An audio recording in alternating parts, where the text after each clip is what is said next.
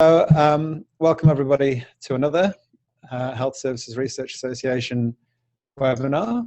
I've lost count now of how many we've done, but it's turning into a regular occasion. So just to give a little bit of background to the association, we aim to support health services research in Australia and New Zealand, and these webinars have proven to be a popular medium to present and discuss health services research. And just to note that all of the videos for the previous webinars can be accessed through the website. So please have a look at any webinars you may have missed, and you can view those in your leisure. We also do various other things. So we promote health services research through awards and prizes. And I just wanted to highlight the fact that we've got a call for nominations at the moment for a range of awards, including Best Research Paper, Best Policy Impact, and Best PhD paper. So please check the website for details on those awards. And later in the year, we'll be holding a more traditional face-to-face meeting to present the winners of those awards, but also to hold a more an event in which health services research is presented more broadly. And we're aiming to hold that at the National Press Club in Canberra to support direct engagement with media, but also with policymakers based in Canberra. So that's something we're quite excited about. So keep an eye out for that. We also support health service research through communication with governments and the health service. And recently we've been quite involved in putting submissions together to various consultation processes, including the Medical Research Future Fund, the Productivity Commission Data Review, the ARC Engagement and Impact Assessment Review, and they've all been submitted. The one outstanding one is the review of the NHMRC's grant programme, and we're putting a short survey up on our website to inform that submission, so that will be up by the end of the week. So if you get a chance, it would be great to get your thoughts on that consultation we can then incorporate within our submission. Finally, our other main activity is a 2-yearly health services research conference, and the next conference will be in the Gold Coast in November next year. So still a little bit of a way off, but we'll be calling for abstracts in the first half of next year. So keep an eye out for that again on the website. So back to today, back to the webinar. Today we're welcoming Associate Professor Zachary Munn. Zach leads the educational program at the Joanna Briggs Institute.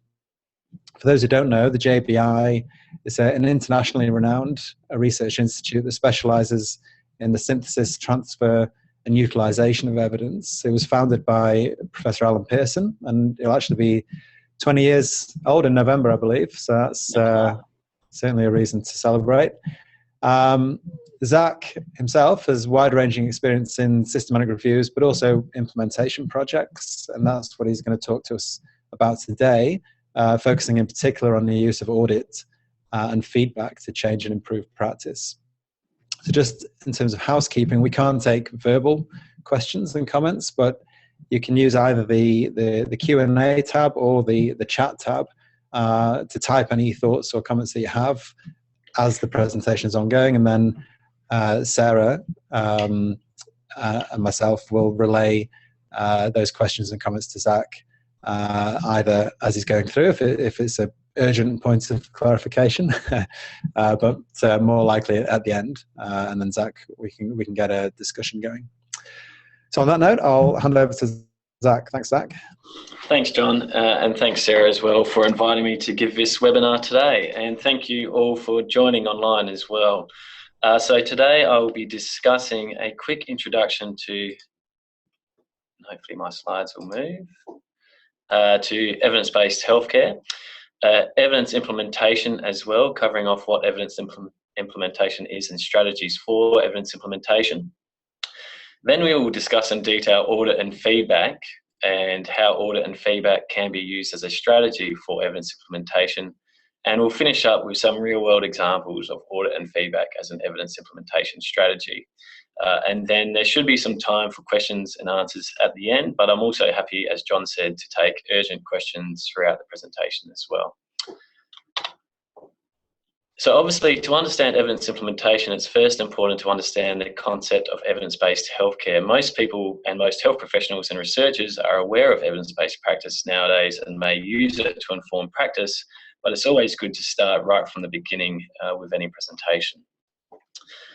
So some of you may know this already, but a quick introduction to evidence-based healthcare. The term evidence-based medicine was first coined by a Canadian doctor called Dr. Gordon Guyatt, who worked at McMaster University in Canada, which is often considered the cradle for evidence-based healthcare. And the father, or the key leader in the early days of evidence-based medicine and healthcare was Professor David Sackett. And in 1996, Professor Sackett wrote an article in the British Medical Journal about what evidence-based medicine was and what it was not. And the definition that he provided in that article is the definition which is still used widely today to describe evidence-based medicine and evidence-based healthcare. So Sackett stressed the importance of using the evidence in evidence-based healthcare, but that the decisions that were being made were about the care of the individual patient. And he stressed the importance of integrating the research with clinical expertise, the best available external evidence from systematic research, and the conscientious, explicit, and judicious use of evidence. So what does this mean? Well, evidence-based healthcare can therefore be seen as being made up of 4 different components. Often, and in the early days of evidence-based medicine, it was critiqued as being a cookbook approach to practice, which slavishly followed the results of, say, randomized controlled trials to just research, and didn't incorporate client or patient preference, professional judgment or expertise, and your own context and the resources available to you. However, in that 1996 article, and since the early days of evidence-based healthcare, it has evolved to incorporate all of these various elements. So not just following exactly what the research evidence says, but being informed by that evidence and then considering it along with the individual patient in front of you and their preferences and concerns, your own expertise, and the context, your own context and resources. So this is just summing up these points. Now, evidence-based healthcare has evolved a lot over the last 20 years, and in the early days, the focus was on using the findings of randomized controlled trials, and those randomized controlled trials included in systematic reviews, to inform practice. Professor Alan Pearson, who was the founding director of the Joanna Briggs Institute 20 years ago, highlighted the importance of other questions as well, which to inform practice. So healthcare professionals and policy makers are not only interested in questions of effects, but also questions of appropriateness. Is this an appropriate treatment? What is the meaningfulness of this treatment, and whether it is feasible as well, given our context and setting. So Professor Pearson highlighted the importance of these other aspects of evidence-based healthcare as well. And he also highlighted the importance of the best available evidence. So the strict dogmatic view that randomized controlled trial should be the only evidence to inform practice doesn't help those where there is no randomized controlled trials, and certainly in particular fields where randomized controlled trials are often not conducted. People still need access to evidence to inform their decision making. So Professor Pearson highlighted the importance of the best available evidence to inform practice. Not only that, but he had a big focus on getting that information into the hands of those who determine health policy and who deliver healthcare, and actually implementing that evidence into practice. So some of the key principles underpinning evidence-based healthcare is that we know we need to use interventions that are supported by up-to-date evidence or knowledge, and use the best available evidence to support this. However, we also know that there are many difficulties faced by health professionals in keeping up to date with the literature and following what the literature says. So we know that in evidence-based healthcare, one of the key principles is that we need to provide practitioners with condensed information, which is often gathered through the systematic review of international evidence. And organisations such as the Joanna Briggs Institute, the Cochrane collaboration and the Campbell collaboration conduct these systematic reviews to provide that condensed information to healthcare professionals, researchers, and policy makers. I just wanted to quickly touch on the Joanna Briggs Institute, and John's given a good introduction to our work. We are a not-for-profit evidence-based research institute with our headquarters here in Adelaide. We were founded 20 years ago this year, so it's actually our 20th anniversary this year, and we're planning on a big celebration in November at the Wine Centre. If any of you are available, please come along to Adelaide. If not for the conference, then for the wines at the National Wine Centre. And what we do here at the Joanna Briggs Institute is focus on the synthesis, transfer, and implementation of evidence into practice. And we are considered one of the global leaders in evidence-based healthcare. We also offer training and support for systematic reviews and evidence implementation projects. And this is just a quick snapshot of our collaboration. We started off in Adelaide, but we are now known worldwide and have collaborating centres and groups contributing to our work across the globe. So our vision is a world in which the best available evidence is used to inform decision-making at the point of care to improve health outcomes in communities globally.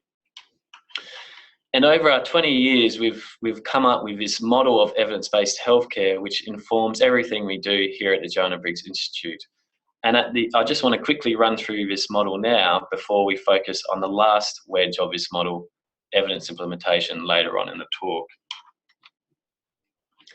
Of course, at the centre of everything we do here at the Joanna Briggs Institute, the only thing we ever think about, dream about, discuss is evidence-based healthcare.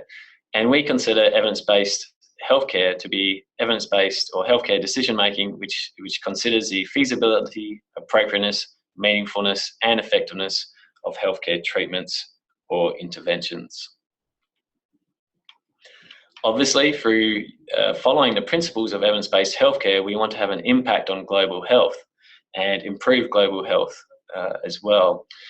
To do this, we need to make sure there is a process of engagement, engagement with researchers, with clinicians, with patients, and across academic and health service settings as well. So engagement at all levels is critical to adequately performing evidence-based healthcare. Through this engagement and collaboration, knowledge needs are identified, which then inform the conduct of research. So evidence is generated based on these knowledge needs, and this evidence could be in the form of research, expertise, or discourse. Now, there is a lot of research which is generated. We know that there is over 500,000 articles added each year to Medline alone, which is just one of the large medical databases. And it's just far too much evidence to consider. So this evidence needs to be synthesized, and this is often done in the with the conduct of a systematic review. And the systematic reviews, which many of you will be aware of, are a rigorous process which are based on the principles of research. It is a research process in itself, informed by a protocol which rigorously evaluates and critiques all of the literature, that's an important thing, on a certain research question. So once this evidence is synthesized, whether it be in a systematic review, an evidence summary or guideline, it needs to be transferred into practice. And there are ways to do this, to disseminate. Dissemination is one of these, both active and passive modes of dissemination. It needs to be integrated into systems, so policies and procedures, but also with clinical decision support systems if they are available, and education as well. And what we'll be focusing on today is evidence implementation. And at JBI, we see evidence implementation as perhaps the most important part of evidence-based healthcare, making sure that people are actually following what the research evidence says and making a change within their setting. And all of this feeds back, and this model is a cyclical model. So once we've implemented the evidence and evaluated it, there may be additional questions that emerge, which then need to be researched, synthesized, and transferred. For more information on our model, you can access the link here on this slide. So why do we need evidence-based healthcare? We know that practice varies considerably, not just across health services and across health organisations, but even within organisations. And sometimes this is justifiable, but many times it isn't. So we know that's one of the reasons we need evidence-based healthcare. We also know that healthcare is becoming increasingly costly in both the developed and developing world, and evidence-based healthcare can address this. But most importantly, we want to make sure that our patients are being given treatments based on the best available evidence, with the aim of improving outcomes for our patients. However, the reality is that most organisations do not have evidence-based cultures, and there's been a lot of research investigating the compliance of different areas of healthcare, their compliance with what research or standards or the evidence says.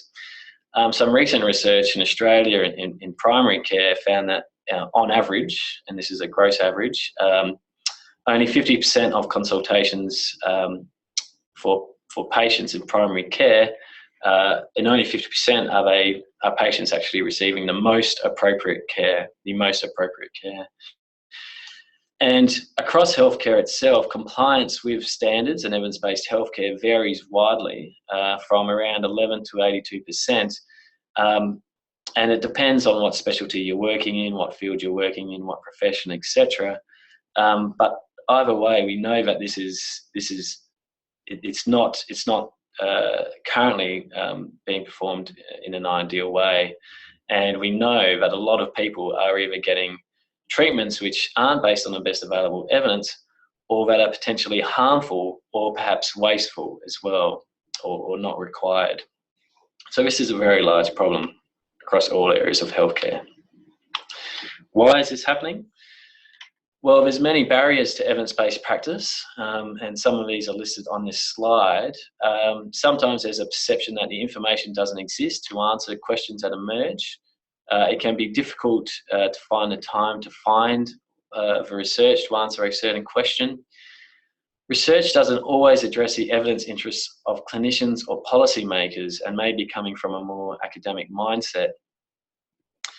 There are resource barriers to finding research, and this can take quite some time as well.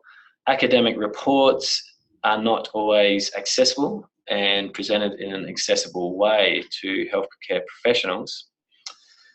And healthcare professionals, and particularly policymakers as well, may have limited skills in accessing and appraising evidence. And what this leads to is the information paradox, where health professionals can be overwhelmed by the information provided for them, yet still can't find the information they need.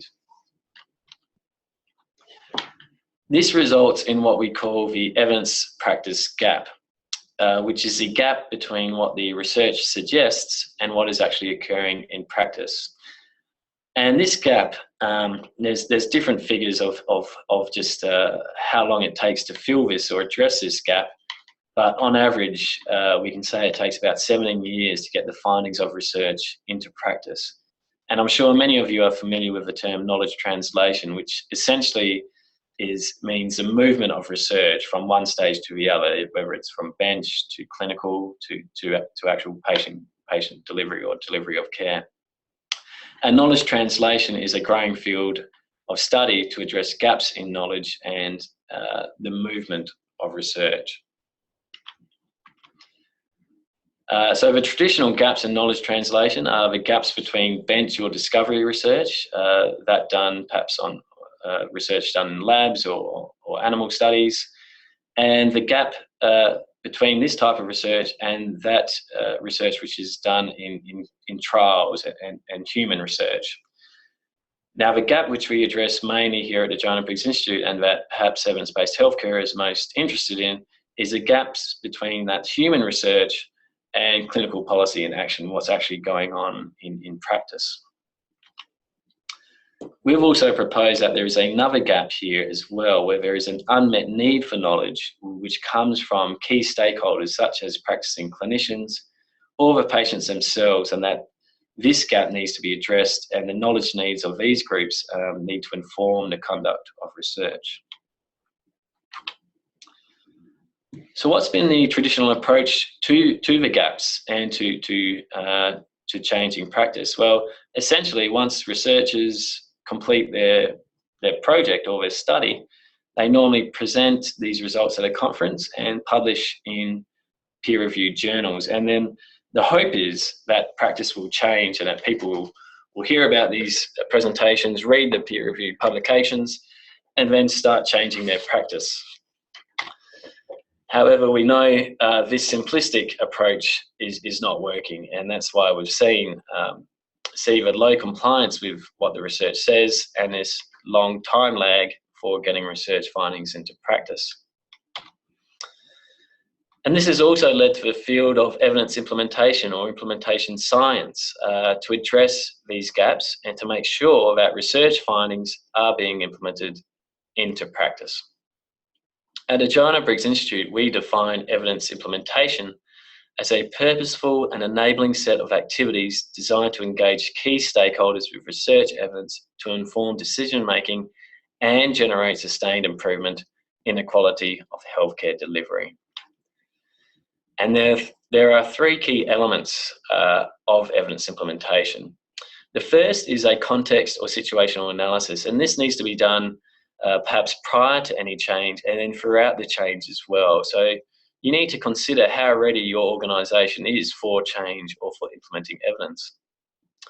The second key element is facilitation.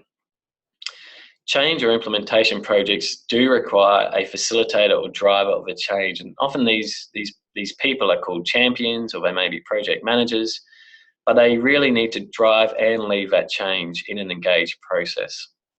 And finally, evidence implementation includes a process of evaluation. We want to know if any changes or new strategies that we've introduced have actually had some sort of impact on processes or on outcomes. Now, there are many different models and theories that exist for evidence implementation. There are two main ones. The Knowledge to Action Framework, which comes out of the Canadian Institutes for Health Research, which talks about the importance of a systematic review and then the steps to get that evidence into practice. And there's also the Paris Framework by Alison Kitson and her colleagues. I'm not going to be discussing evidence implementation theory in much detail in this talk, but there was a reasonably recent paper published on some of the theories, models and frameworks in the field of evidence implementation, which you may like to refer to if this is an area that interests you.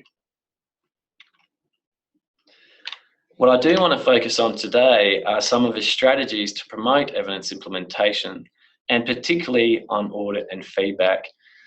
So there are many strategies that people have used to try to address the issues that I've talked about during our introduction.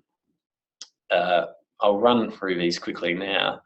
Reminders are one strategy that have been used. These can be either manual or computerized reminders, which are basically prompts to get the healthcare professional to follow what the research evidence says. So prompts that may pop up and inform you of what you should be doing. Audit and feedback, we will discuss a little bit later on, is also a strategy that has been used.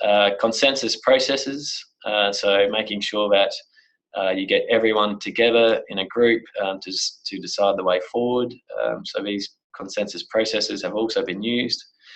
Using key opinion leaders to spruik your message and the importance of your of change has also been used.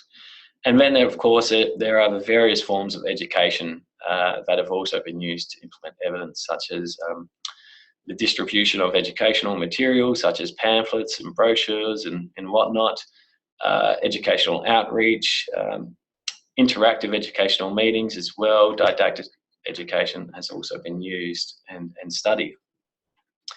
Financial incentives have also been used to encourage people to follow what the research or what standards are, either at an organisational level or at an individual level. And multifaceted interventions, which essentially include one or more than one of these strategies, have also been used to try to get evidence into practice. Jeremy Grimshaw, who is one of the leading researchers in implementation science, has done a lot of research on the effectiveness of some of these strategies. And his conclusion is that our evidence on the effectiveness of these strategies still remains somewhat incomplete. However, what has become clear is that individuals involved in evidence implementation need to identify modifiable and non-modifiable barriers relating to behaviour, identify potential adopters for change and practice environments, and then prioritise which barriers to target. So specifically address barriers and target the barriers to change. So please keep these ideas in mind throughout the rest of this talk. So I want to move on now to discussing clinical audit as a strategy which has been used for evidence implementation, and discuss some of the myths and misunderstandings perhaps around clinical audit. So first, what is a common understanding of audit? And sometimes there is a negative perception of audit as well, both within and outside healthcare. Sometimes this term audit can strike fear and people hear it. And this definition of clinical audit reflects what I would say is the common understanding of audit, that audits are conducted to establish the extent to which clinical practice complies with identified review criteria, or essentially to measure what's going on in a certain setting and to see how it compares with standards or criteria. And this is sometimes a common understanding of audit, and sometimes people are fearful of audits because they're worried about what the results will show, and that it may show that they aren't performing or that they are performing at a subpar level.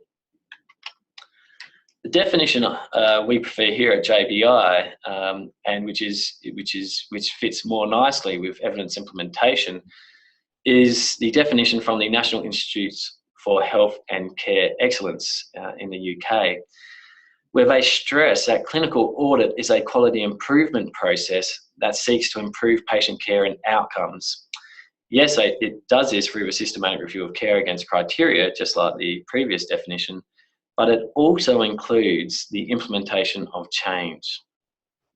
And this is a type of audit that we'll be discussing today, one that is a quality improvement process and one that is focused on the implementation of change. So not just doing an audit to check practice and see how you're going against standards, but actually as part of a quality improvement initiative.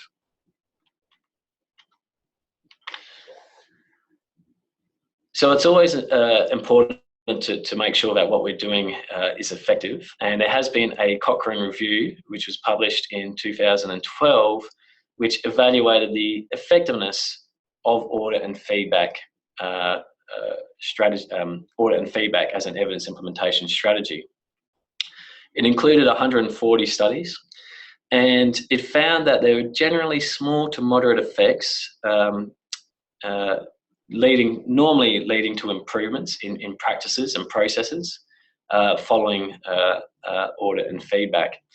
However, there was a lot of variance in the results, and this was due to things such as baseline compliance. So compliance initially, the intensity of interventions, whether audit and feedback was done as part of a multifaceted intervention, and also the methodological quality of the studies as well. So what they found in this systematic review was that there were larger improvements or larger effects were seen where baseline compliance was low. So areas where there was poor compliance or poor practice currently, these areas where there was a audit and feedback process initiated often had greater improvement than those which had moderate to high baseline compliance.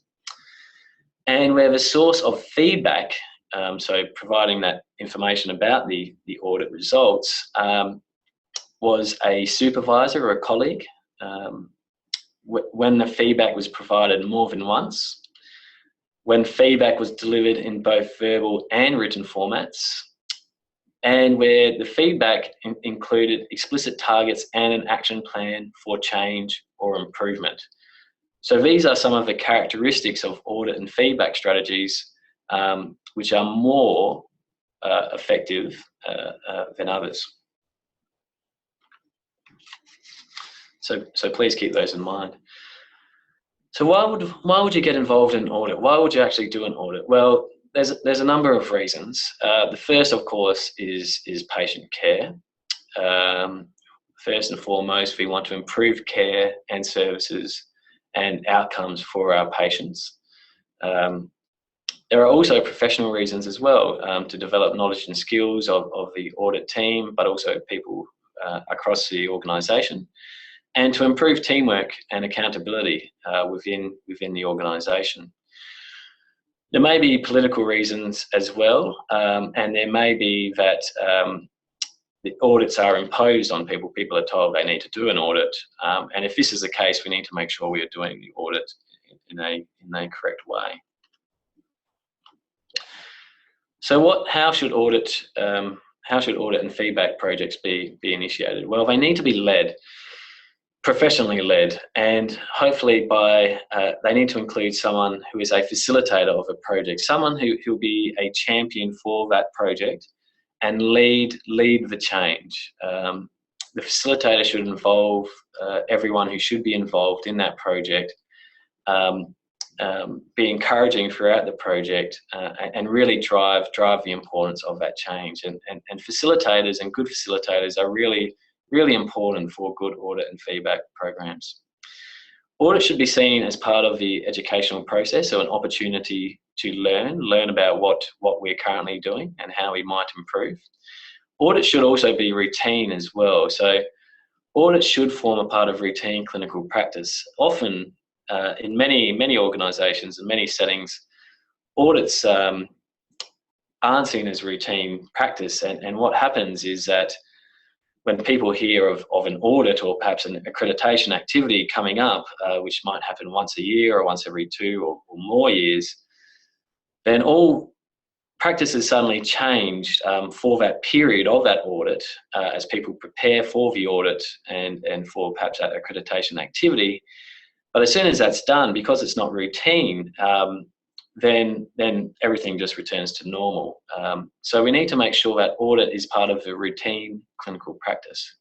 Audit criteria and standards should be based on the research evidence, and make sure that we are including the results of high quality research as much as possible in these standards. And of course, once again, audit and feedback should generate results that can be used to improve patient care outcomes.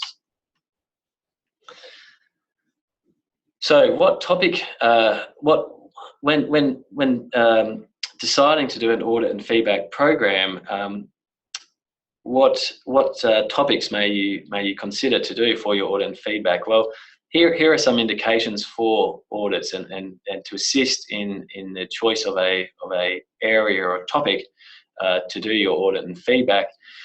High volume interventions are always good to address. So these are interventions that are delivered frequently, or patient scenarios that are encountered commonly, and these are always good areas to start off with, because they're likely to have the biggest impact in terms of outcomes and costs as well.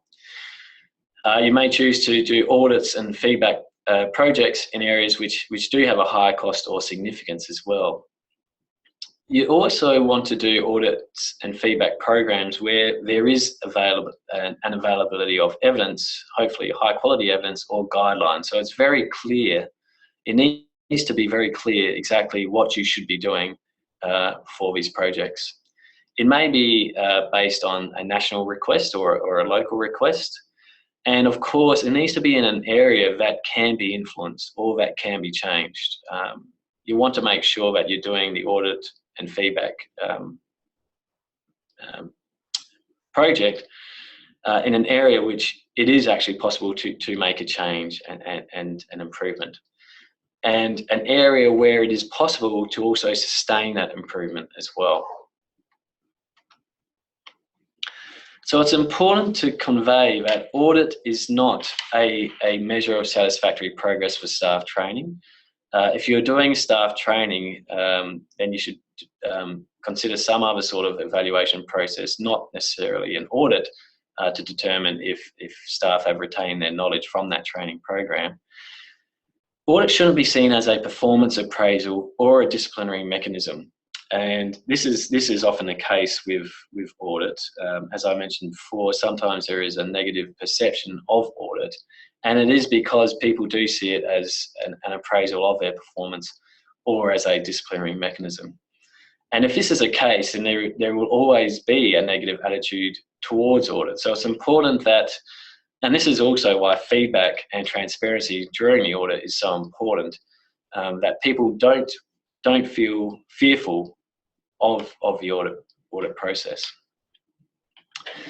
It's also important to state that audit is not actually research. Although audit and research are similar in some of their data collection and analysis methods, they are not actually the same. So I just wanted to quickly touch on this point. So we perform research because we want to answer a question, and we don't have information available about that question. And we do research with the aim of then establishing what best practice is and answering a question. And during the research process, new knowledge is generated. And this can, depending on the research we're doing, this research or these findings from this research can be replicated and applied to other groups. We also may do research, of course, to confirm best practice. And research is often part of a one-off study and is driven by researchers. Now, if we contrast this with audit, when we are doing audits, we have the information available. We know what best practice is. What we're actually trying to find out is whether we are following best practice. So in audit, we are measuring practice and comparing it to the best information. And we're trying to focus on a change in practice. Audit is therefore linked to one patient group or location, and the findings of audit projects aren't considered transferable normally.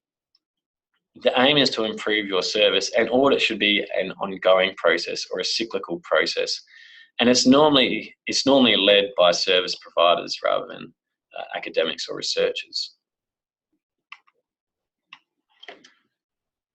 So this schematic shows the various stages of clinical audit. The first stage, where the star is where you select your topic, and I've talked about some of the indications for topic selection for clinical audits previously.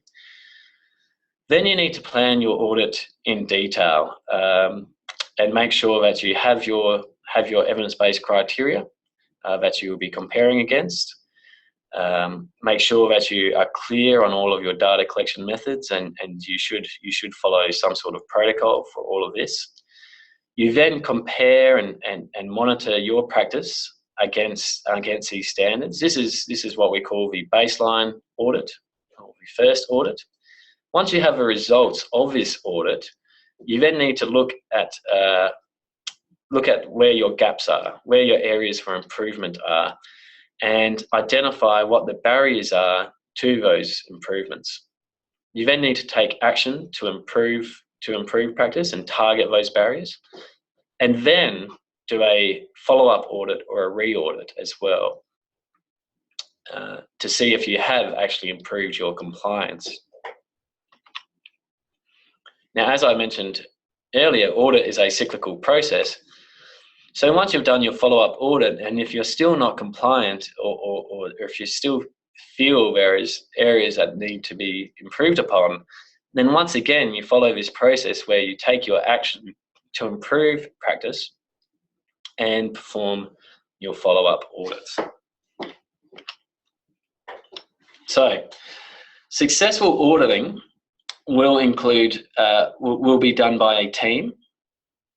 So it shouldn't be done just by one person. It should be done by a team. A multidisciplinary team is preferred, and it needs to have managerial support or executive support. there needs to be necessary resources and structures in place. People need to be allocated time to do the audits. We don't want to overburden people and just lump them with doing an audit. We want to make sure that we give them dedicated time and resources to do these audits. There should be training and data collection methods and the importance of audit and feedback. Communication and feedback is important throughout the whole process. Where possible and when the topic warrants it, patients and consumers can be involved as well. Motivation is an important component of change, and this is often where the facilitator will come in to make sure they are driving that change and motivating people. And it should be cyclical as well. So it shouldn't be one-off, it should be an ongoing process. And successful feedback, as we've seen from the Cochrane Review, can have a huge impact on whether or not the audit is successful. So feedback is very important. It's important that positive outcomes are highlighted and also areas for improvement are highlighted. The more feedback, the better. And feedback can be done in multiple formats. It can be done in verbally, through meetings, through lectures, through in-services, etc. It can be printed through posters, memos, and it can be electronic as well. So it can also be sent around via email and whatnot. But transparency is key with audits. Where possible, it's always important to be as transparent as possible that the audit is going on. And that it is not going to be used as a disciplinary mechanism. So let's discuss some real-world examples of audit and feedback projects which were done with an evidence implementation focus in mind, so which are actually done to improve practice. The first one I want to discuss is an organisational-wide example, and then I want to discuss a smaller scale audit if we have time as well, which was done on a unit level. So quickly, I just want to talk about a large audit which focused on medication administration practices across the Central Adelaide Local Health Network, which is composed of a number of facilities, the largest being the Royal Adelaide Hospital and the Queen Elizabeth Hospital here in South Australia. And a number of services as well. And across the network, there's approximately 13,500 staff. And as I said, the Royal Adelaide Hospital and the Queen Elizabeth Hospital are some of the major hubs within this network. And a topic chosen for an audit and feedback project was medication error. Medication administration, because it was identified by a working group, a multidisciplinary working group, that medication error was one of the most common types of adverse events experienced in hospitals. And the Commission on Safety and Quality in Healthcare had published standards that healthcare services needed to adopt, and one of these standards focused on medication safety. And so this standard, so the Central Adelaide Local Health Network wanted to address this standard through an audit and feedback project. And data from the Royal Adelaide Hospital actually showed that a lot of medication incidents and errors essentially were occurring during the administration process of medication. Which is why this topic was chosen. So it was a high volume area. So there are 8 evidence-based criteria that which were the audit criteria for the project, which essentially were going to be compared to practice to see if people were following these criteria in practice. Now, this was a very large audit. It was done across what's called the 7 directorates of the Central Adelaide Local Health Network, and across the different sites as well, so across the different hospitals and services. So in total, there was 102 distinct data collection sites, and 16,000 observations or measures of practice were collected. So although the audit and feedback was the main strategy used within this project, in fact, it was a multifaceted implementation strategy, which and consensus processes, opinion leaders, and education were all part of that audit and feedback project. So training was done across the organisation, and key champions in each site were identified, who were essentially responsible for the audit and for driving change in their area. And a lot of training. There was a lot of engagement across the whole service with these champions as well. And it was important to also provide feedback to everyone within the organisation, all staff within the organisation, about this project. This has been published. The results of this project have been published. And what was found was that for all 8 criteria, there was an improvement in compliance. So practice did actually improve throughout this audit and feedback project, statistically significantly so in 6 of the 8 criteria. And just showing you one example of one of the services that was included in this project, the South Australian Prison Health Service. You can see here the baseline results in the brown and the follow-up results in the aqua. You can see here just how practice did improve from that first audit, and then after the implementation strategies in the second audit, how practice really did improve. So what were some of the reasons for success for this audit? Well, it was an organisation-wide audit, which meant that there was able to be some benchmarking against other areas, and this led to a sort of competitive spirit across some of the units, as they wanted to make sure that they were doing well compared to their colleagues. There was training rolled out across the whole organisation, so there was a lot of training of champions and auditors and general staff as well about evidence-based healthcare, evidence implementation, audit and feedback, and medication administration as well. We made sure that we did a lot of feedback, and we did this through some very large lecture theatre style presentations, but also through a lot of group meetings at a unit level, and also through posters and email as well. All of the training materials were put on the intranet, so everyone had access to them. All staff within the organisation had access to them and could go and find what they were looking for relating to this project very quickly online. It had a project manager, which was very useful to keep everyone on track. And the champions and facilitators of change really drove all of the improvements. Very importantly, there was executive support and leadership as well, and that really helped to have that top-down support. So very quickly, because I know I'm starting to run out of time, the second example is a smaller scale audit. So audits can be done on that large scale, multi-site, organisational wide level, but they can also be done to improve practice in a smaller scale, say in just a ward or just a smaller facility as well. And this is an example about improving assessment and management of delirium in an orthopaedic surgical unit.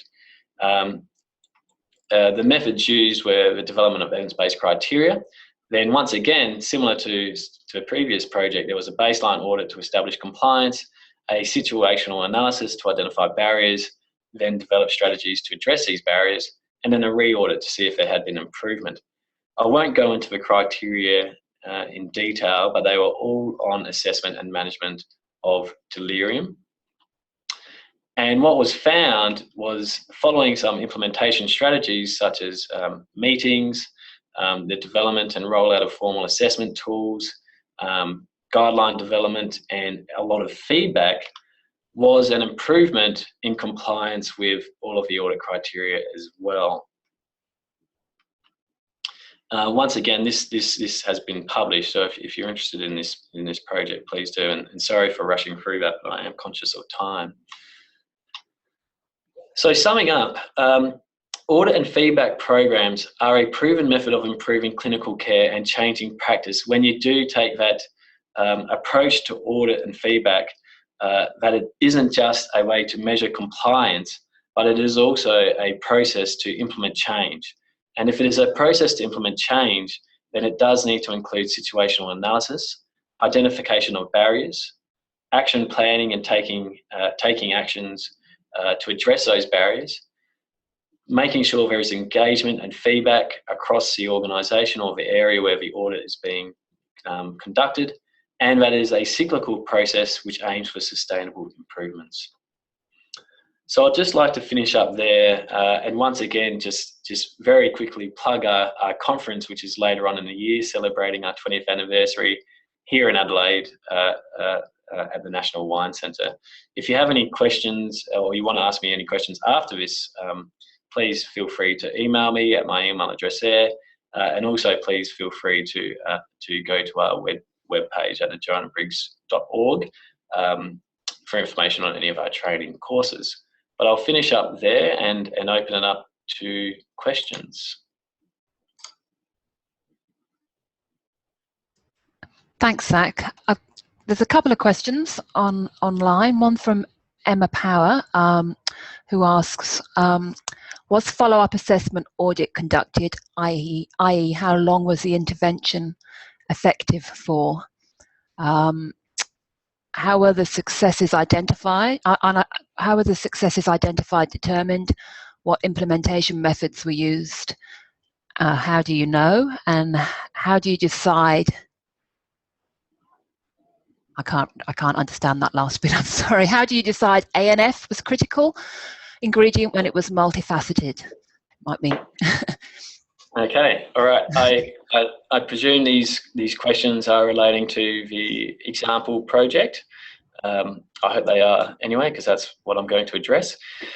So yes, so it is the results that I presented were from the baseline and the follow-up cycle, and because there was a high compliance, firstly in the baseline and in the follow-up cycle, what the project group decided to do was an annual audit rather than doing it at a more intense frequency.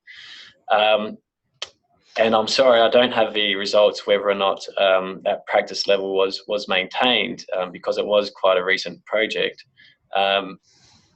So I can't give you a final answer on that. How were the successes identified? The implementation methods which were used, as I said, for this project were audit and feedback, and we had a lot of education. And there was also a process, once those baseline results were available, they were presented to everyone, and then at a unit level, because that's where a lot of the change occurs, the units brainstormed what they needed to do to address the areas for improvement. So in some areas, for example, one of the criteria was about making sure you check that it is the right patient that you're administering it to by asking their name and date of birth. And one of the barriers was that patients were getting frustrated with always being asked all the time about for their name and date of birth. So what some of the units did was create posters which could go in the patient rooms and throughout the unit, which talked about the importance and why they were always being asked their name and their date of birth before being given medication. And this was one of the strategies that was used. How do you decide audit and feedback was a critical ingredient when it was multifaceted?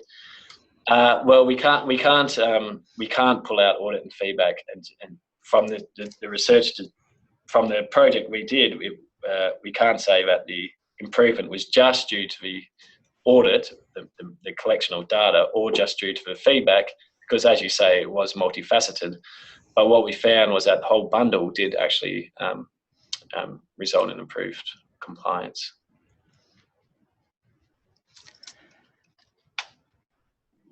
Okay. There's a couple more. Lisa Sharwood, did you mention an optimal time period following intervention within which to re-audit?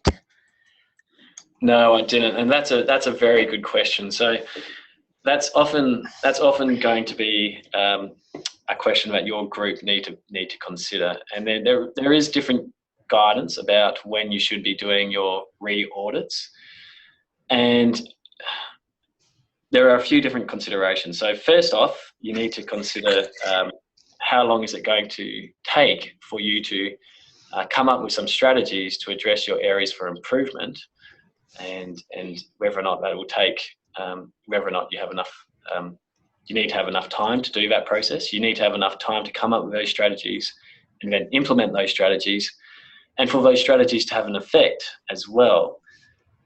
So normally, you know, it's probably around that sort of 6 months time period or thereabouts, where you have enough time to come up with those strategies, implement them in practice, let them have an effect before you do your re-audit. Now, any subsequent audits after that, that's really a decision which is up to the project group. So if you find that in your follow-up audits you're getting, you know, between 90 and 100% compliance, you may say, well, it looks like we're doing very well in this area already. It looks like our practice is quite consistent, and it seems like it is being sustained. So perhaps we don't need to do a re-audit or follow-up cycles quite frequently. However, if what you find is that you're doing terribly in a certain area, you may decide that we need to do more re-audits, we need to do this quickly, we need to make sure that we are improving this process. So you might choose to do it, more frequently. So there is no optimal time. It really depends on what your results are and what's going on in your setting. Okay, and Lisa had a follow-up question. If you conduct an audit of a convenience sample reporting current practice, do you then have to re-audit the same clinicians or just the same practice area? It's up to you, but what happens normally, because clinicians are often change over time, is that you just do the same setting. So the same hospital or the same ward or the same unit, rather than the actual same clinicians. Yeah. Similar question: how important is it to involve clinicians who you hope to change in setting the criteria for the audit? It's very important. It's very important that you engage with people who will be affected by the audit, and with all key stakeholders as well. We know that sometimes there are people who are very resistant to change and can be a barrier to that change. And sometimes by including them within the whole process, you can sort of address this right from the start, and then instead of being a barrier, they can actually help facilitate that change. So it's very important to involve clinicians and to provide as much feedback as possible throughout the whole process with everyone affected by the audit. And there's just a final question from Catherine Nelson. As part of developing the audit tool, did you capture material on modifiable and non-modifiable areas? That's a very good question. So one of the approaches is, as Jeremy Grimshaw said, to identify modifiable and non-modifiable barriers or areas for improvement. And some of them will be modifiable. And as you say, Catherine, some of them won't be modifiable. So you won't always be able to say, if a barrier is that there's a lack of staff, you won't always be able to employ or assign more staff to that setting, depending on your context or resource. So it's important to highlight those or non-modifiable areas in your audit. But yes, you can't always address all the barriers, unfortunately. Okay, that looks like the end of the questions. Thanks very much, Zach. Zach's slides will be available on our website in a day or two, and we've also recorded the presentation, and that should be up in a day or two as well. And you should get a follow-up email with details of how to access both of those. And as Zach said, he's happy to take any questions by email if you have any follow-up questions. Thanks, Zach.